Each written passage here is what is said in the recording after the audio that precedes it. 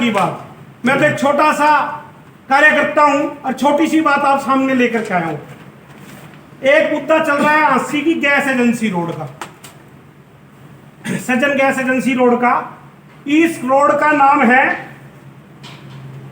क्रांति चौक टू शामचुंग। अब ये रोड क्यों नहीं बन रही? पौने 2 साल पहले मुख्यमंत्री महोदय के द्वारा सीएम अनाउंसमेंट के अंदर इसकी घोषणा कर दी गई।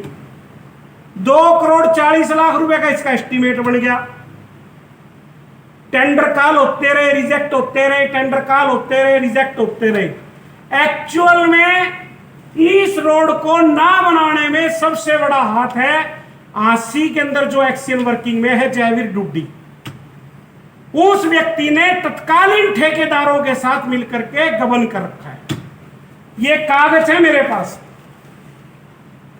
ये वो रोड है जो 5.5 करोड़ रुपए के अंदर विश्वकर्मा चौक टू काली देवी चौक और क्रांति चौक टू तो शामचुंगी, आप देख सकते हैं, कॉपी दे दूंगा मैं आपको। इस रोड को 5.5 करोड़ रुपए के अंदर पहले बना दिया गया, टेंडर तो लगा दिए। अब वो ऑफिसर इस दुविधा में है कि ये हाईकोर्ट में मामला गया था। अब मजे की बात बताता हूं, टेंडर लगा दिए, टेंडर 10% माइनस में पहले वाले ठेकेदार के ही भाई थे। वो गबन का थोड़ा बता दो तो समझ में आ जाए कितना गबन कैसे कैसे हुआ है। भाई साहब 5.5 करोड़ रुपए की रोड के अंदर 2 रोड थी, मेन 2 रोड थी। एक रोड थी जो विश्वकर्मा चौक है, विश्वकर्मा चौक से काली देवी रोड, उस 5.5 करोड़ रुपए के अंदर जो बनी भी है, जिसकी क्वालिटी हल्की भी पाई, पेनलाइज भी हुआ, 1,70,00,000 रुपए की उस पर पेनल्टी भी लगी।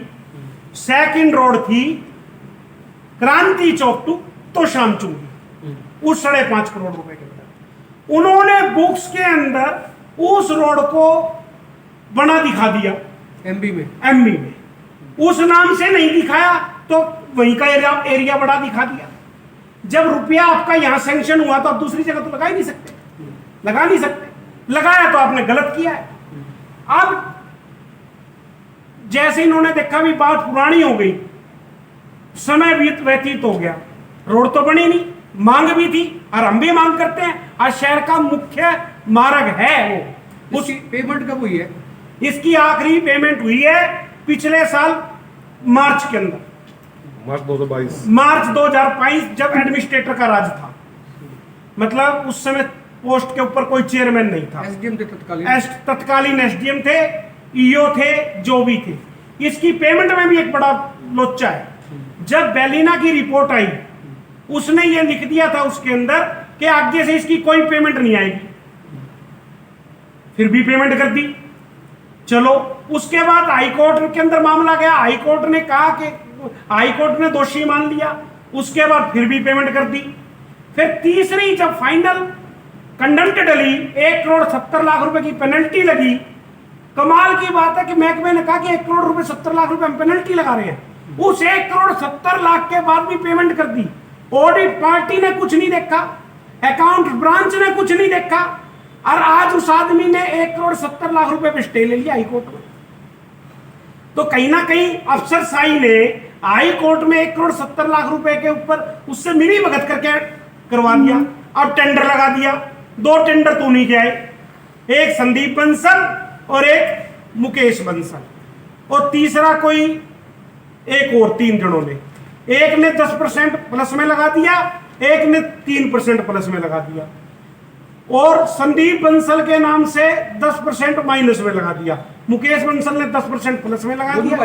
दोनों भाई हैं, दोनों ब्लैक लिस्टेड है, ब्लैक लिस्ट हुए। उनकी बताओ दौड़ी होगी लिस्ट ब्लैक से? सुनो तो बात, वही बता रहा हूं मैं। वो ब्लैक लिस्ट ट्रैक्टर ने वापस ले ली और एक चिट्ठी लिख दी कमिश्नर हिसार को, ऑर्डर लिख दिया, मेरे पास है, मैं आपको व्हाट्सएप दे दूंगा। उसके अंदर ये लिखा कि आप इन लोगों के खिलाफ एक्शन लें। अरे तुम तो विड्रॉ कर रहे हो, कमिश्नर को एक्शन लिखने लिख दिया।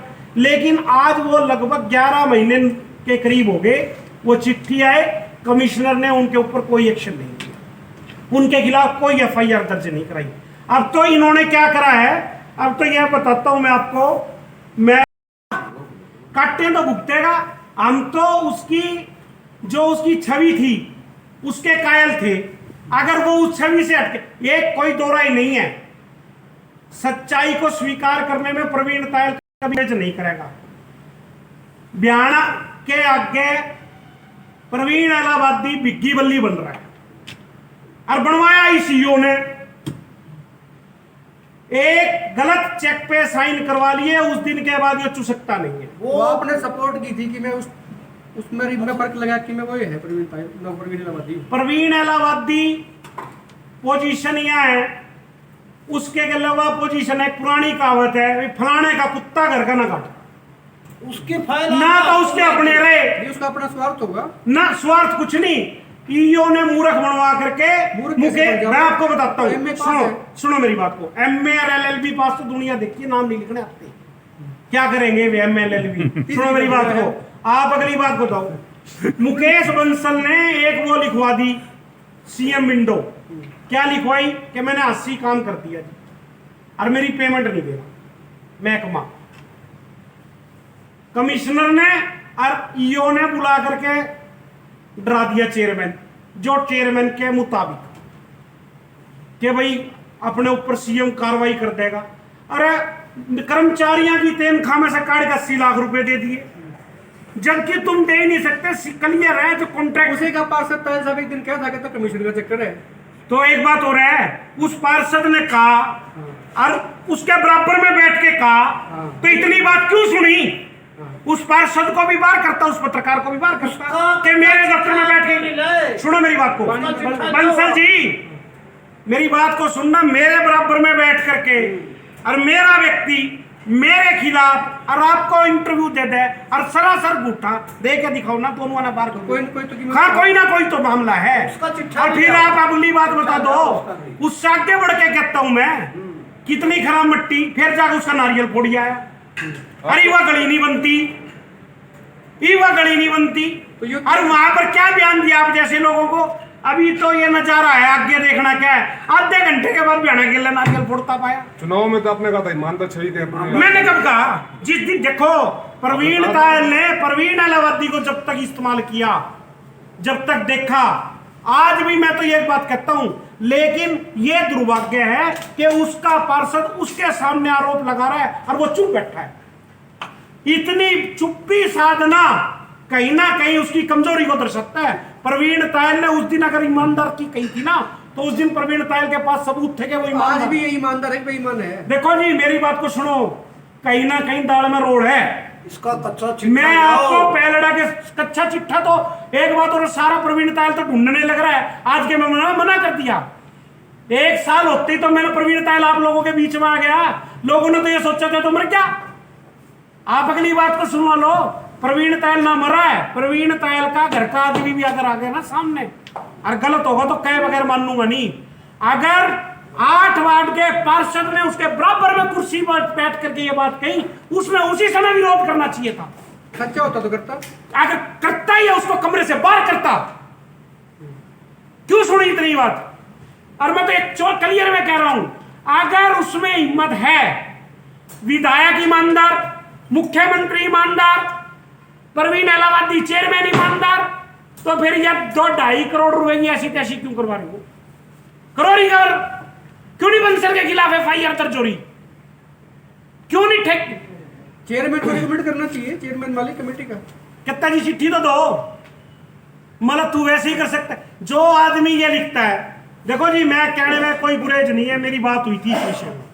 मैंने कहा भाई ये क्या कर दिया, बोला जी मैं की करा, मैं क्यों, कमिश्नर ने बुला लिया मेरे को, मैं कमिश्नर तेरे कहने से क्या करता है?